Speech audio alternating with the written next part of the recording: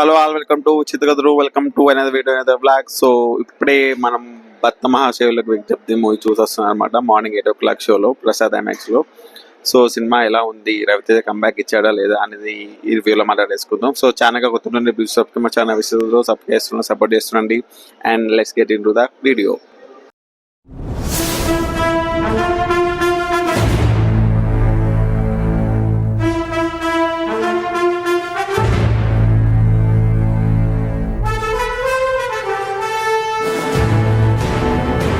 Community story line మనం already trailer చూసినట్టు మన హీరో ఒక ఇద్దరు ఉమెన్స్ మధ్యలో ఇరుకుంటారు అనమాట. సో ఆ సిచ్యువేషన్ నుంచి ఎలా బయటపడ్డాడు అనేది remaining part of the story. So basic గా చెప్పాలంటే ఆల్రెడీ మ్యారేజ్ అయిన మన హీరో ఒక బిజినెస్ ట్రిప్ లో మాస్ని కలుస్తాడు. సో ఆ తర్వాత ఏం జరిగింది అనేది remaining part of the story అనమాట. So coming to the positives, నాకు బాగా నచ్చింది ఏంటంటే రవితేజ గారి పర్ఫార్మెన్స్ అనమాట.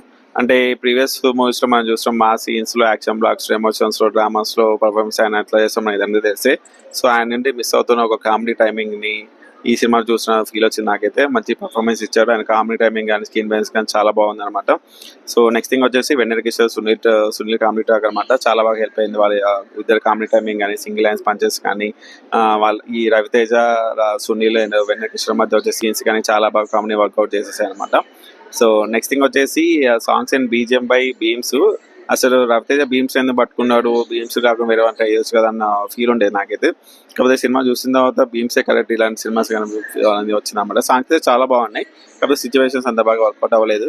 But BGM is too good. BGM చాలా బాగుంది. అండ్ సెకండ్ హాఫ్ లో వచ్చే డీజే రీమిక్స్ సాంగ్ కూడా చాలా బాగుంది అనమాట. చాలా బాగా కంపోజ్ చేసేసాడు బీమ్స్ అయితే.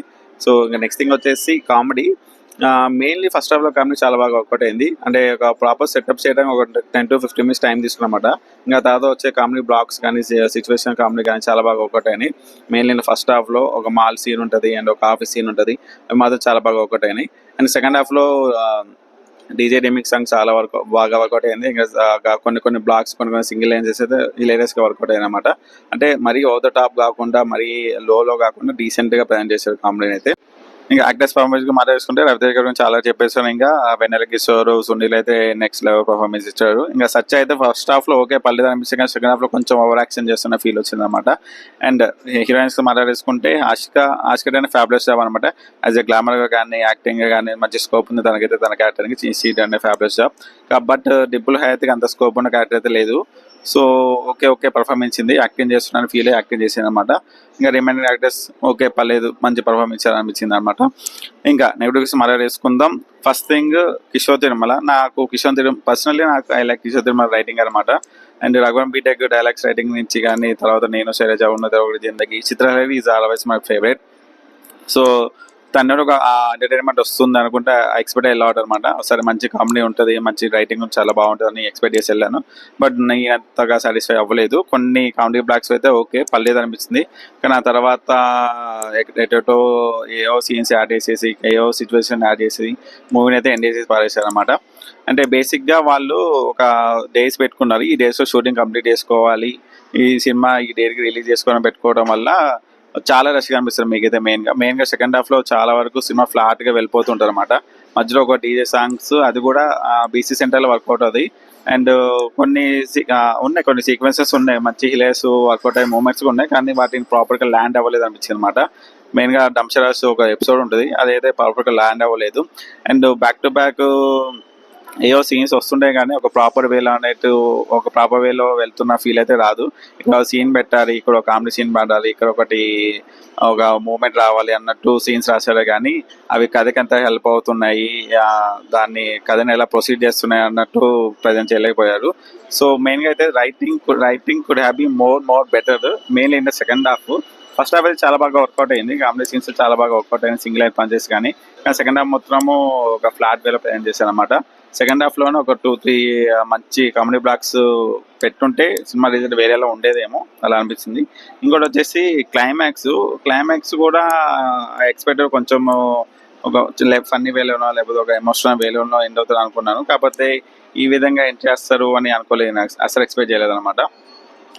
క్లైమాక్స్ చాలా వీక్ క్లైమాక్స్ అనమాట. నాకు అసలు నచ్చదు క్లైమాక్స్, అసలు ఎక్కలేదు కూడా నాకైతే. అసలు ఏం చెప్పాలనుకుంటున్నారా, నువ్వు ఏం చేద్దాం అనుకుంటున్నారా అన్న ఫీల్ వచ్చింది అనమాట. నెక్స్ట్ థింగ్ వచ్చేసి బేసిక్గా ఒక మంచి కాన్ఫ్లిక్ట్ అనేది స్ట్రాంగ్ ఉంటే దాని నుండి వచ్చే కామెడీ అనేది చాలా బాగుంటుంది అనమాట. కాకపోతే ఈ సినిమాలో ఉండే కాన్ఫ్లిక్ట్ కూడా చాలా లైట్గా, దీనికి కూడా ఇలా చేస్తారా, ఇది ఇలా కూడా ఇలా అవుతుందా అన్నట్టు అనిపిస్తుంది అనమాట. Conflict could have been strong, more strong. So దాని నుండి ఇంకా కామెడీగా జనరేట్ అయ్యేది అనమాట. సో అది నాకైతే అనిపించింది. ఫస్ట్ హాఫ్ బాగుంది, కామెడీ వర్కౌట్ అయింది. సెకండ్ హాఫ్లో అక్కడక్కడ కొన్ని సింగిల్ పంచెస్, కొన్ని మూమెంట్స్ అయితే బాగున్నాయి. కాకపోతే క్లైమాక్స్ అయితే అసలు నచ్చలేదు నాకైతే. సెకండ్ హాఫ్ మీద కాన్సన్ట్రేట్ చేస్తుంటే ఇంకా బాగుండేది అనిపించింది. And editing could have been better. Cinematography is okay, పర్లేదు అనిపించింది అనమాట. కాకపోతే అక్కడక్కడ లిప్సింగ్స్ కానీ అవి ఏం వర్కౌట్ అవ్వలేదు కొన్ని చోట్లలో అయితే. అండ్ ఫైనల్గా వచ్చేసి ఇట్స్ ఏ యావరేజ్ ఎంటర్టైనర్. ఒక మాటలో చెప్పాలంటే పాప్కార్న్ కైండ్ ఆఫ్ ఎంటర్టైన్మెంట్ అనమాట. ఓకే, పర్లేదు. అంటే ప్రీవియస్ రవితేజ గారి మూవీస్తో కంపేర్ చేస్తే this is good film. Mass జాతర కానీ దాని ముందు వచ్చిన చాలా సినిమాలో కంపేర్ చేస్తే ఇట్స్ ఓకే, పర్లేదు అనిపిస్తుంది అనమాట. పర్లేదు కూర్చోబెట్టారు అని ఫీల్ వస్తుంది అనమాట. సెకండ్ టైం కొంచెం క్యాచ్ చేస్తుంటే ఇంకా బాగుండేది అనిపించింది. So overall that's the review guys. I hope you like my review. If like my review please subscribe చేస్తారు, సపోర్ట్ చేస్తుండండి. అండ్ సినిమాలు చూస్తుండండి, ఎంజాయ్ చేస్తుండే, హ్యాపీగా ఉండండి. మళ్ళీ నెక్స్ట్ వీడియోలో మళ్ళీ కలుద్దాం. టుమారో అనగనగా ఒక రాజు మూవీతో మీ ముందుకు వచ్చేస్తాను. ఇప్పటివరకు అయితే రాజసాబ్ అంత బాగా వర్కౌట్ అవ్వలేదు. And Shankara Varaprasad only for family.